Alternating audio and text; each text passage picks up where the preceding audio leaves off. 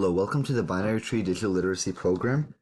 Today is week 5 of Introduction to Python Programming, where we will learn about programming in Python.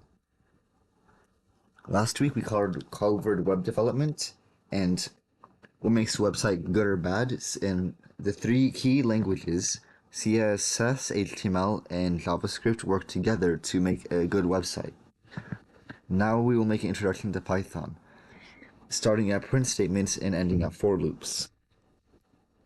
Now, Python was a programming language in 1991, made to be a high-level general-purpose language, and it is the most popular language in the world. And it is because of its readability and its simple syntax, so most beginners can pick it up pretty easily. It's great for automating repetitive tasks and is really important in machine learning, like PyTorch or TensorFlow. Now, choose the IDE, either an online IDE or desktop IDE. Of course, we're going to use the Binary Tree IDE on our website. So let me just paste that into the new link. Oops, something's broken. I think I'm going to use the program as compiler, which is the same thing. It's a Python compiler. So, basic Python theory before we dive into the programming. Python has a massive library ecosystem, as PyTorch, Pygame, and a lot more libraries. Now, it has one of the largest communities. Basically, every error is covered, so if you have an error, you can Google it, and there's people who know how to solve it and can help you out. Now, the most common file type is .py, which is the source code of the script. .pyc is a compiled Python file, which is translated into machine code later on, and .ipynb, which is a Jupyter Notebook, which is a system of cells that you make and can run independently, but we're not going to cover this in this course today. Now, dynamic typing, you don't need to declare variable names. Python figures it out automatically, so you don't have to do something like integer x is equal to 5. No.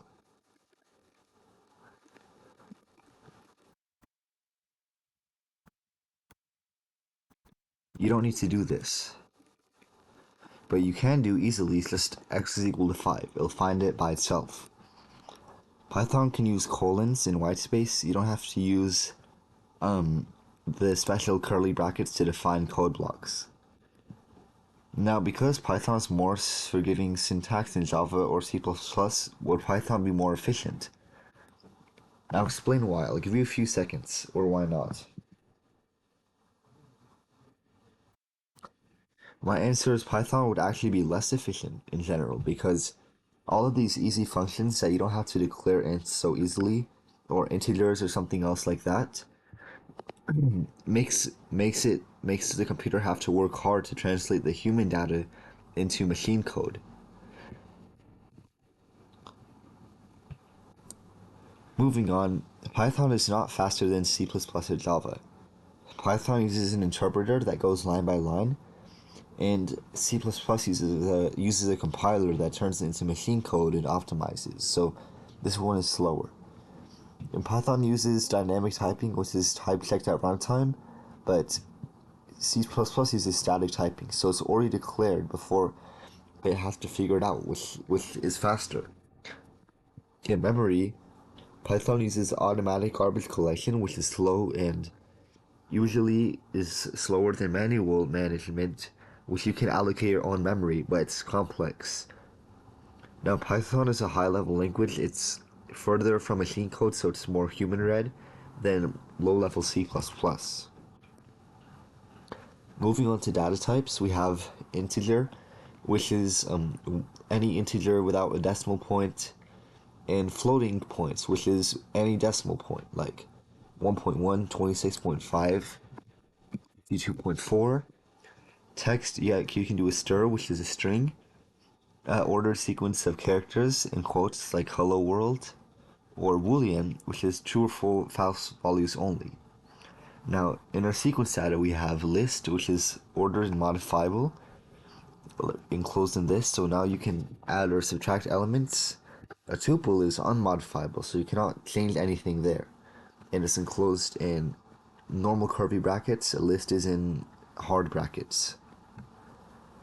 Now variables. So this is a container for data where information is stored for later. And this is the region. A scope is where the region of code is accessible. A local scope means it's only accessible in a specific code block. Like, let's say in an if statement you made a variable, it's only accessible in that if statement. It does not exist out of the if statement. Global is accessible anywhere. If you declare a variable, let's say on the first line, you can use this anywhere, given that no other name shadows this. Now, this is a very common program beginners write. It's printing hello world.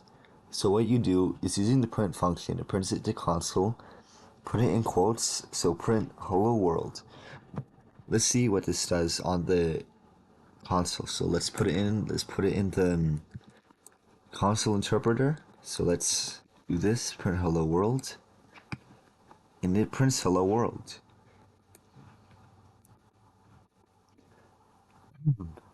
But if you do messages is equal to hello, print message, it actually saves that variable. So message is equal to hello. Print without quotes. With quotes makes it print whatever is their verb return. So here it prints a variable name. Let's see what happens. It prints what it was assigned. A task for you is to store hello world into a variable and print it, which you can do later on. Now, for user input, the user can actually put input into the console and it will be able to output something given what you want it to do. So it displays a prompt and the user can type a response. And input is always returns a string data type, even if the user types a number. So let me copy this code over and run it. So now we'll ask what is my name. Let's say my name is John. It will say hello John. Now create a program. This is a task for you. Create a program that asks the user for something to print and then prints it. Input a variable and print. It's a relatively simple task. Moving forward, there's math operators. So these follow the order of operations, but there is addition, subtraction, division, modulus, which returns the remainder when you divide a number by another number, and exponentiation. You do not use the caret. That's for bitwise operators, which we're not going into this video, but we're going to use the double asterisk, which exponentiates instead of multiplies. For assignments, you can assign. So let me show you how this works. Let's say I do x is equal to 5. Print x. Now x is plus equal to 5. Print x. So let's see what this does. I'm going to add a new line.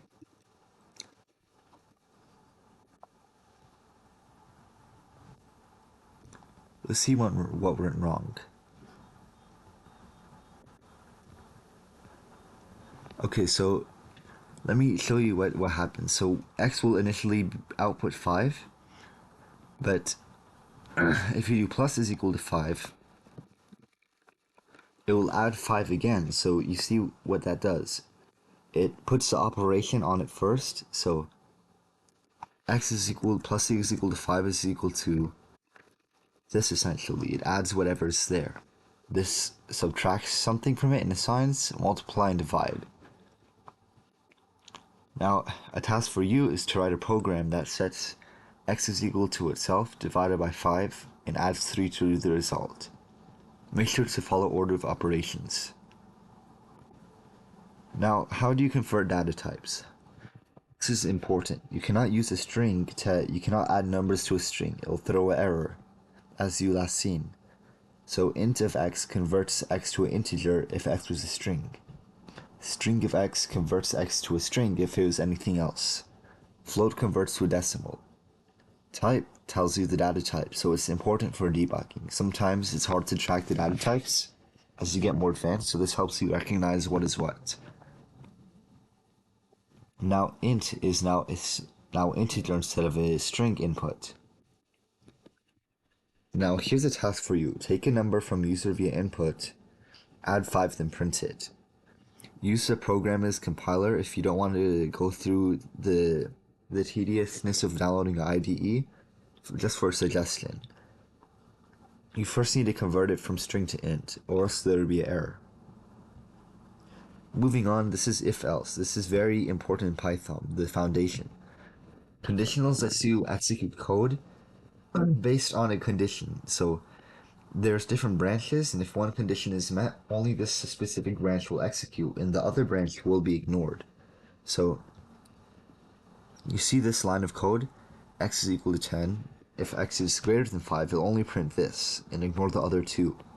If it's equal to 5, it'll only print this branch, and less than 5, only this branch.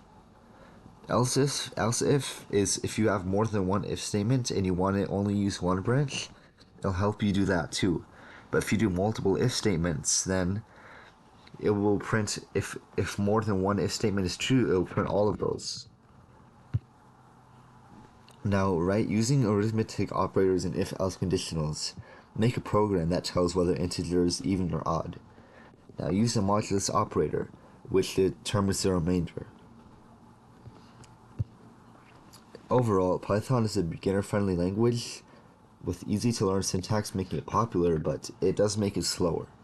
C++ is faster than Python in every case, with compilation and manual memory management. So this week we covered print statements, inputs, data types, variables, operators, type conversion, and if-else conditionals. Thank you for attending. Next week we're going to learn about more stuff. Data structures, libraries, and real-world applications for intermediate Python.